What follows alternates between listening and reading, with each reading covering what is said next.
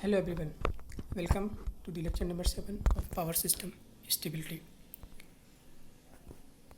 In this lecture, we will discuss solution of swing equation, that is step by step method. So in the solution of swing equation, we have already derived swing equation for a synchronous machine. We have seen that the swing equation is function of or is a nonlinear function of the power angles. So there is no formal solution available or possible because the swing equation is a nonlinear differential equation, and therefore numerical techniques have been developed to solve the swing equation. So here the two methods, which is called method 1 and method 2, will discussed today. Before I tell you about the method 1 and method 2 for solving the swing equation, let us consider a simple case as shown in the slide. A synchronous machine connected through a transformer to a double circuit transmission line and hence then connected to an infinite bus. A large system on this transmission line, we provide circuit breakers on these locations, these 4 circuit breakers. The purpose of providing circuit breakers in this location is that when any fault occurs on the transmission line, by operating the circuit breaker, this faulted line can be taken out. Now, here, before the occurrence of any disturbance, these two lines in operation.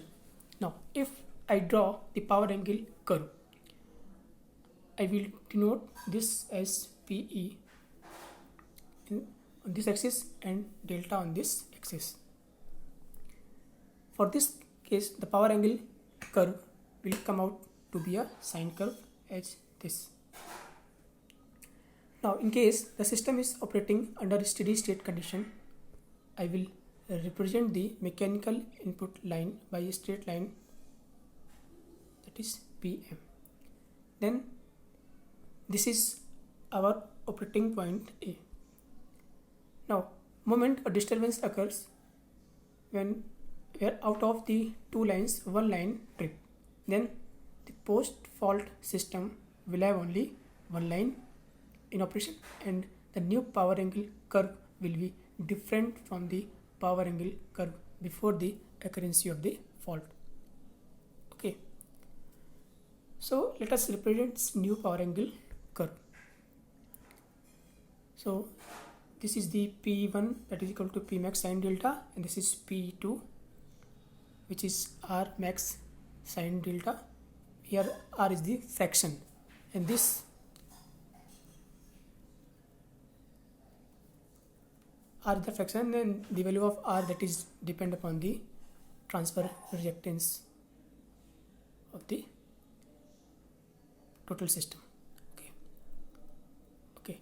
Now here, when both lines in operation, the operating point A, and when one line is suddenly switched out or tripped, then operating points move to point B, and here the angle is delta. Here angle is at point B, also the angle is delta naught, because the moment disturbance occurs, right, the angle cannot change instantaneously, angle will remain same. So this difference AB is called the accelerating power. Okay, so because of the accelerating power, the rotor will accelerate and delta will increase. The increase of delta as a function of time, so we call it actually the delta versus time. This plot is our swing curve, and we are interested in plotting the swing curve of the system.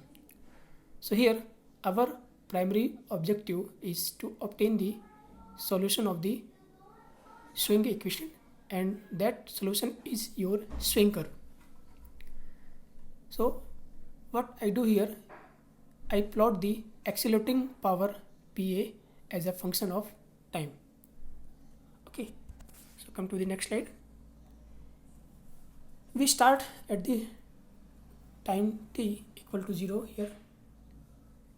The accelerating power is equal to AB, as in previous slide. Accelerating power, that is AB, and it is positive as time passes. The accelerating power is going to decrease, okay, as time passes. Therefore, let us represent the variation of accelerating power by this graph. This is the variation because accelerating power decreases as time goes to. Now, what we do is that for solving this swing equation, we will divide the time into small steps. This axis is time. This time divided into steps. Actually, we discretize the time axis. Okay. Let us consider two consecutive time intervals will represent the nth time interval. Let us say this is the nth time interval. At the beginning of this interval, let us call it time t1, and the end of the interval, let us time this is t2. So if this is the nth interval, then what is t1? t1 is equal to n minus 1 delta t, and t2 equal to n delta t. Okay. We assume that the accelerating power remains constant during the time interval, this, and equal to its value at the beginning of the interval. That is, we calculate the accelerating power at the time t1, which is the beginning of n minus 1th interval, and we assume that this accelerating power remains constant during this interval. It means the accelerating power remains constant, and we shall denote this accelerating power as the symbol PA n minus 1. Okay. So with this introduction, we can proceed to discuss the method 1 for solving the swing equation. So the first, in the method 1, the first process is the computation of the angular position. So the point by point solution of swing equation consists of here two processes which are carried out alternatively. Now the first process is the computation of the angular positions and angular speeds at the end of each interval. From the knowledge of the angular positions and speeds at the beginning of the time interval and the accelerating power assumed for the interval. Now, the second process is the computation of accelerating power of each machine from the angular positions of all machines of the system. The second process requires the knowledge of the network solution. So in method 1, it is assumed that the accelerating power is constant throughout the time interval, as I discussed earlier in the previous slide, and that time interval, that is the delta t, and has the value computed for the beginning of the interval. Okay. So here in this method number 1, showing the plot of accelerating power versus time. Here this is acceleration d square delta by dt square versus t by delta t. So here in this slide, here number of time steps. So d square delta by dt square, that is equal to pa by m. This is your swing equation. So plotting the curve d square delta by dt square versus, and this is alpha versus time steps. So see here, this is the nth time interval. So at the beginning of nth time interval, that is n minus 1, this is the value, and at the end of n minus 1 interval, this is the value. So this is the actual value, true, and this is the assumed value. So the assumed value is always greater than the actual value in method 1. Okay. So let us start the derivations. First of all, take the swing equation d square delta by dt square, that is equal to Pa by m. After one integration of equation number 1, we get d delta by dt, that is equal to omega, and this can also be written as initial speed omega naught plus Pa t by m. If we again integrate this equation number 2, then we get delta, that is equal to delta naught. This delta is the angular position. So delta naught plus omega 0 t plus Pa t square by 2m. So what is the speed at the end of nth interval? So from the equation number 2, if we put omega n, then this is equal to what? Omega n minus 1, and this is the speed at the beginning of the nth interval, plus delta t by m Pa n minus 1.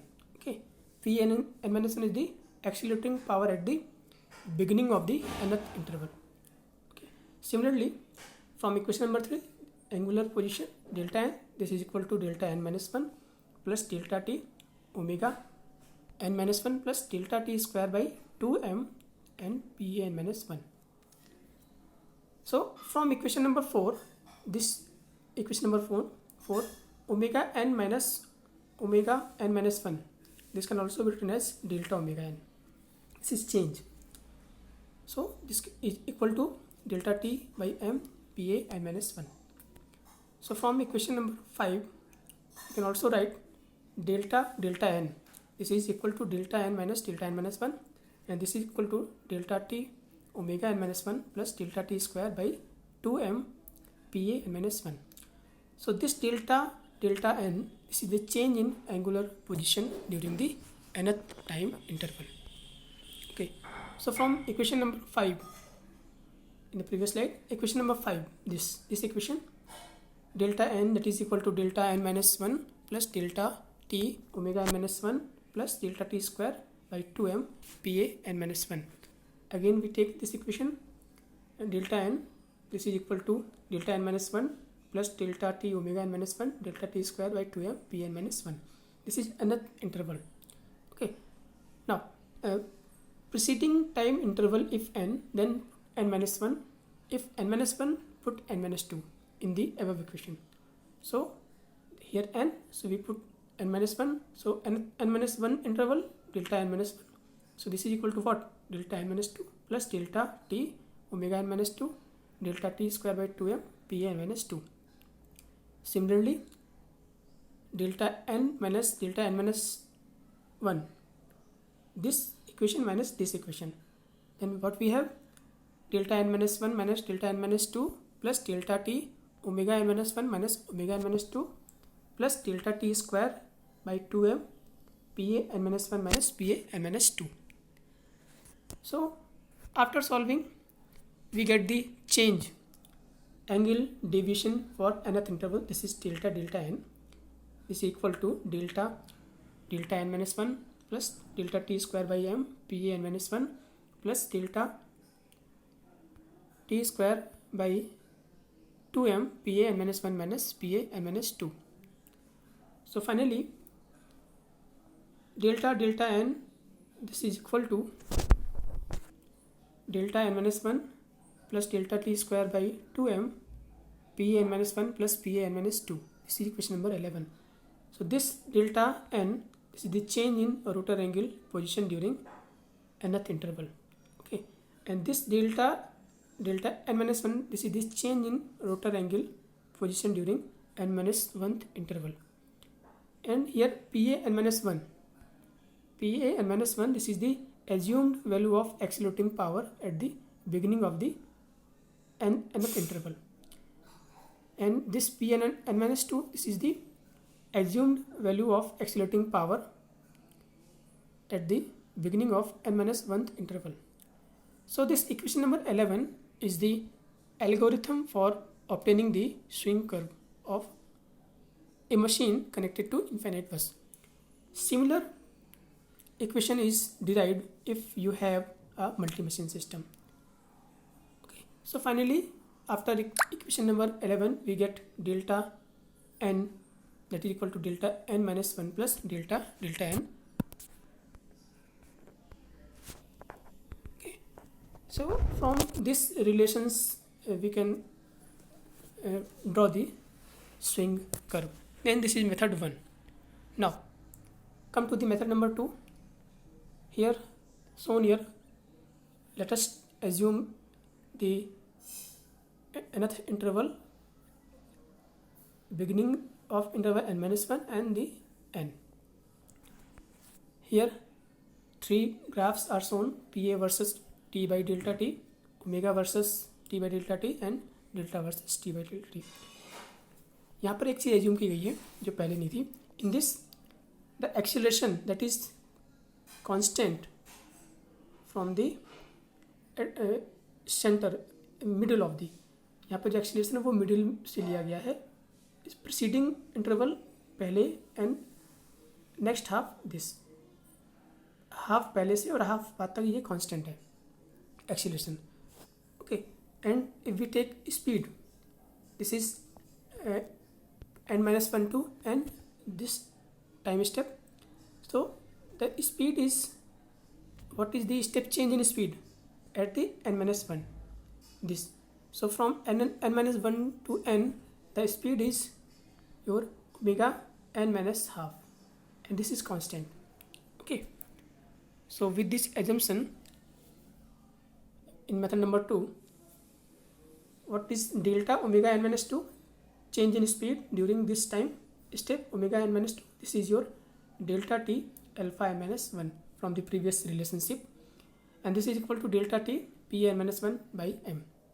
Okay, so what is omega n minus 2? This is the speed at the end of n minus half interval. This is omega n minus 3 by 2. This is the at the beginning of the n minus 1 by 2 interval plus delta omega n minus half. So again from the previous slide, change in angular position, that is equal to delta t omega n minus half, and finally we get delta n, again same equation here, that is delta n minus 1 plus delta n. So from equation 12 to 15 we can use these equations for computation. If we want to obtain swing curve only, we may use a formula for delta n, from which omega has been eliminated. So from equation 12, 13 and 14 we get delta n, that is equal to delta t omega n minus 3 by 2 plus delta t square by m p a n minus 1. By analogy with equation number 14 in the previous slide, delta n minus 1 is equal to delta t omega n minus 3 by 2. So from 16 and 17 we get this equation, delta n is equal to delta n minus 1 delta n minus 1 plus delta t square by m p n minus 1. So this is finally the equation. This is the equation which can be used for computation of swing curve. This equation delta n versus accelerating power pa. Okay, now one question is that how to consider discontinuities in PA. PA means accelerating power. This is the main part, and this is the last part. Discontinuities in the accelerating power occurs at the occurrence of disturbance or at the instance of switching. In case the discontinuity is at the beginning of the time interval, that is the first time interval, then this can be computed delta 1 here,